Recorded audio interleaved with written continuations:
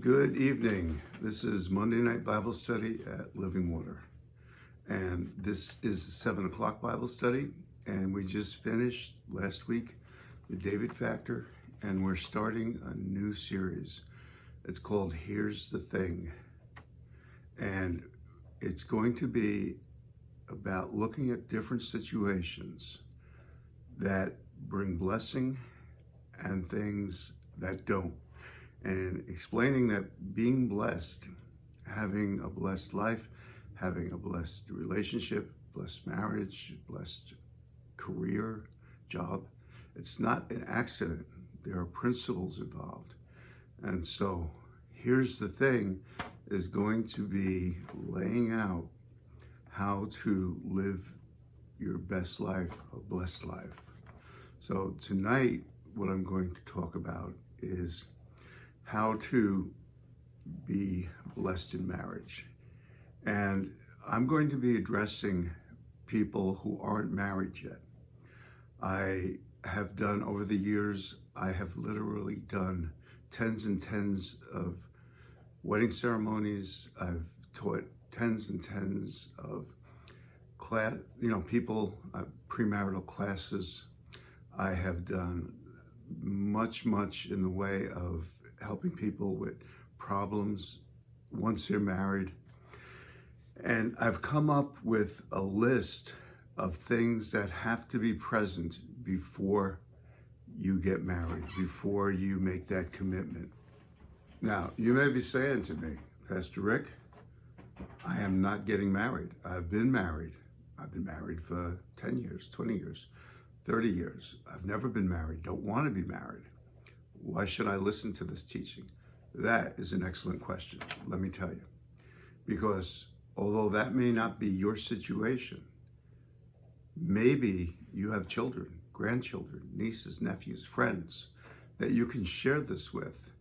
Because I have 9 immutable principles that have to be in place before somebody should consider getting married. And it has been my conclusion that if these 9 principles are there, the success, the potential success for that marriage is going to be much greater. The people that have come in either with a marriage that is failing or failed already, these things were not addressed before they got married. So maybe you're not somebody who's going to get married, but everybody knows somebody who will eventually get married, or like I said. So feel free to pass this list on, feel free to share it.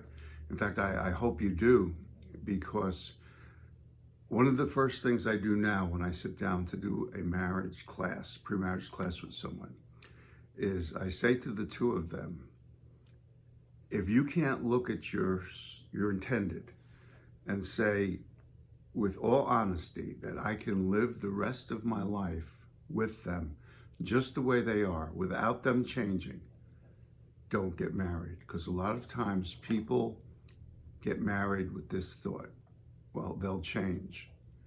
And the truth is, most times people don't change. They can change, but you should not commit thinking that somebody is going to change, because that leads to grave disappointment.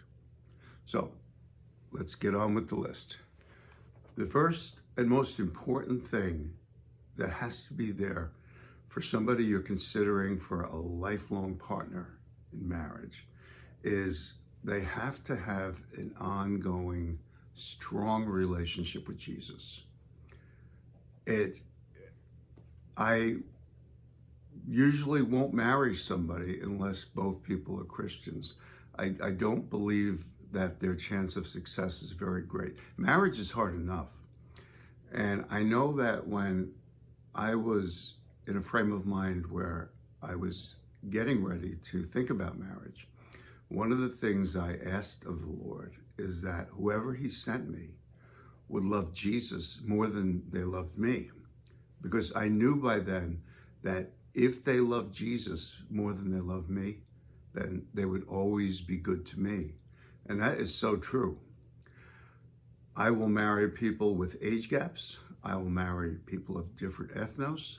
I will marry people from different countries. You know, there's a lot of leeway, but I will not marry somebody who's a believer and not to somebody who's not a believer. First, number one thing is, before you marry anybody, you want to make sure they have a real, honest to goodness, love relationship with Jesus. And you may think it's not important when you're young and in love, but trust me, as the years go by, if you're a Christian and your significant other is not, it's going to end up very unpleasant. So that's number one. They have to have a deep, true relationship with Jesus Christ. And the second thing is, the person has to be willing to make a lifelong covenant with you. Now, covenant is not like just an agreement. It's a unto death agreement, where what you're saying is, I pledge myself to you through sickness, through health, rich or poor. Those are not just words. See, a lot of times in our modern way of looking at things through Hollywood and so forth, we think that love is a feeling. We think love is a tingly feeling that we get when we are with the other person. And it's true, there is a chemical released in your brain during a new romance where you're high on romance. And a lot of times what I've heard from people is, when they want to separate, is they say the magic is gone. And it's not that the magic is gone, but what's happened is you've grown accustomed to each other, and that period is over where everything is new and exciting. And the romance hasn't died, you've just moved on to another phase. But many times people decide to get divorced because they think they fell out of love. You have got to choose somebody. Young men, young women, older men, older women. I'm talking to you right now, people considering getting married. This is for a lifetime. If you can't make that covenant for a lifetime, don't get married. You're in it for the long haul. And if you're thinking, I'm in it if things are good, but I'm going to leave the first time I'm unhappy, that won't work. And here's another tip, especially for young couples that just got married. Never, ever, ever, ever, ever use the D word. No matter how mad you get, make an agreement with both of you that no matter how mad you get, the word divorce is not going to enter into your arguments, because that is just a bad mistake. Once you start using it and throwing that word around, it becomes easier and easier, and the more you say it, before you know it, pretty soon your marriage is going to end. Okay, the third thing, the person you're considering for a lifelong partner or a marriage partner must be a person of true integrity. Their word must be their bond. They must be honest in all things. It's so essential. If you are dating somebody and you notice that they lie to other people, or you catch them in lies, it's just going to get worse after you get married. Somebody who cannot keep their word, or they're always promising you something and they never deliver, they're not going to get better after you get married. They're going to get worse. And so honesty in somebody you're considering as a marriage partner, it's a deal breaker if it's not there.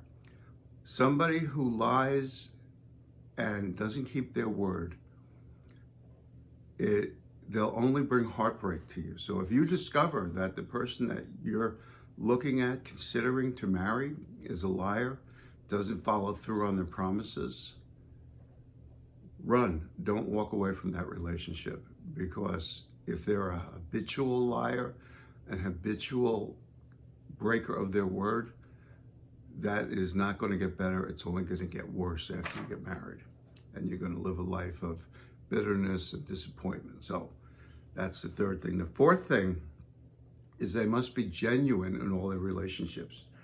A person who will speak badly about their friends behind their backs to you, but trust me, when they're with their friends, they're going to talk badly about you behind your back. That was one of the things that I loved about my wife, Linda, when I was dating. She would never speak badly about anybody behind their back. If she had something to say to somebody, she'd say it to their face. But what you saw was what you got with her.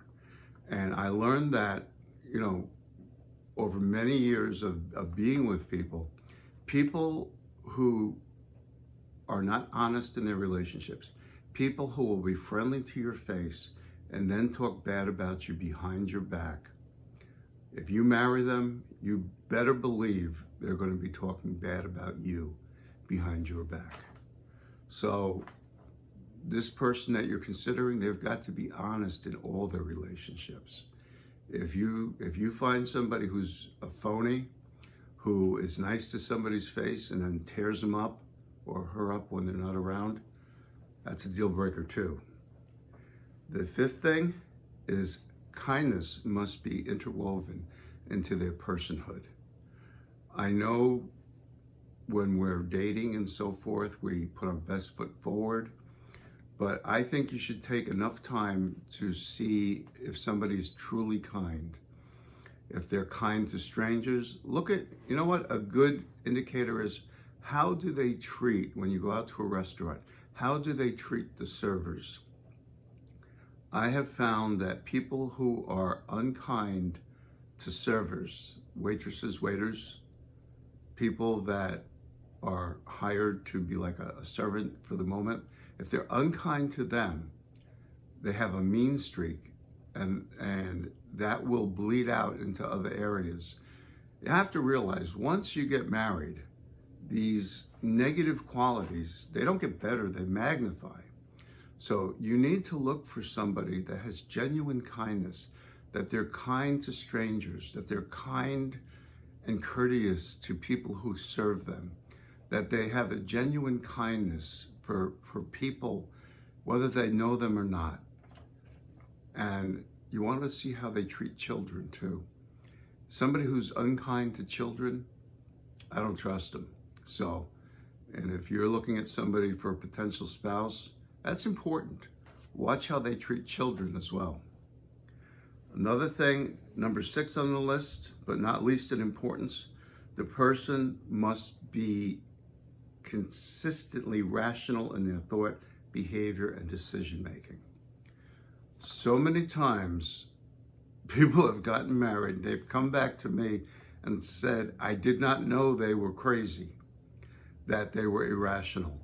And my thought is, you should take enough time to make sure that the person that you're marrying, that they're rational, that they don't make impulsive, rash decisions, that, when you have an argument, they don't go all Hulk on you and become totally irrational. That, you want somebody who is clear-minded, who has a healthy emotional state of being. Because again, marrying somebody who is irrational or has impulsive thought processes, does crazy things on the spur of the moment, and you're married to them, they're going to drag you right along into like some really, really bad situations. So you want to make sure the person that you want to marry is rational, that they're calm, that they're consistent in their thinking. And like I said, this is why it's so important to get to know somebody before you marry them. The 7th thing is, and this isn't for everybody, but if there are young children involved today with so many divorces, you go to date somebody, they may already have children. And if there are young children or children involved, the potential helpmate or spouse must make it a priority to find a way to bond with your children, to lead the way in making your children their children. The three causes of divorce are sex, money, and children. And if you already have children, how the person you're considering marrying treats your children is so important. I'll just give my own example. When I became engaged to my wife, Linda, Pastor Linda, she had 4 little girls, and I had never been a father before. I'd never been married before. And at first I thought I couldn't do it. I wasn't up to the task, but God assured me that I was. And let me tell you how I treated my daughters, because what I said to them is this: I don't have stepchildren. You are now my daughters. I didn't just make covenant with your mother. I've made covenant with you too. You, the 4 of you, are my children now. You're as much my children as if I had biologically fathered you. And that's what I tell people. I don't have stepchildren, I just have children. So I know everybody's not going to have that state of mind that I had. Sometimes the children will be older and that won't be, exactly the thing you can do. But the person that you're considering, if you have children already, if they don't love your children, if they don't have a place in their heart for your children, that's a deal breaker. That's going to be a source down the road. That's going to break your marriage up anyhow.